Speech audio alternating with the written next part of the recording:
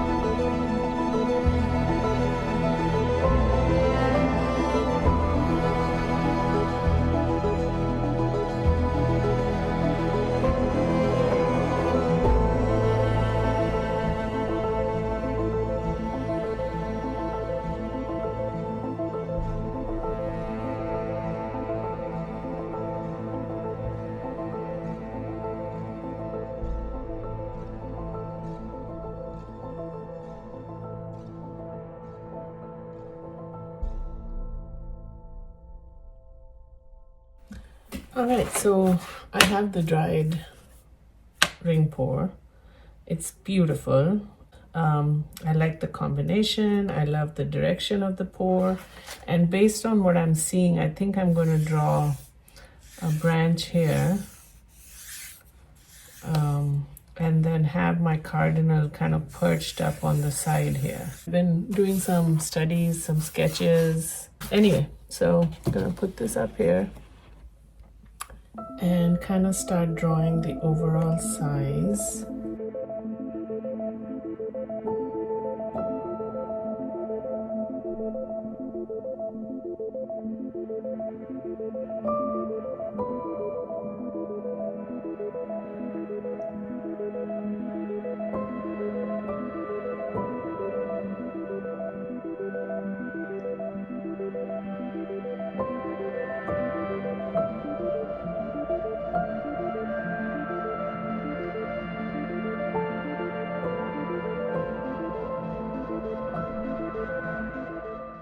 I'm very consciously painting inside the chalk lines, if you see, and the reason for that is it gives me some room to make tweaks to the shapes as I'm painting, as I'm putting the paint on the canvas. So that's a tip, I guess.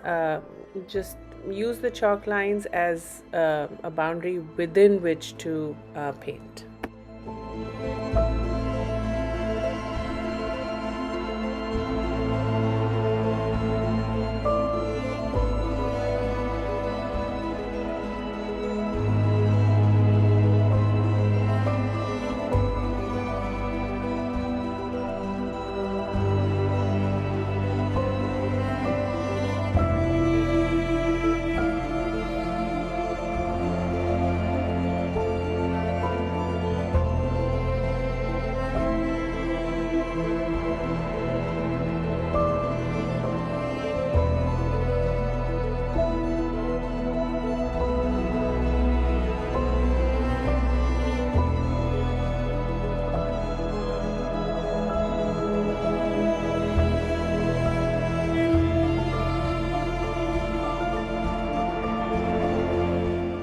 As anyone who's seen a cardinal will tell you, the beak and the eye of this magnificent bird are its most distinguishing features. So I've taken the liberty of slowing down this portion of my drawing to for those of you who want to learn more about how to go about doing this.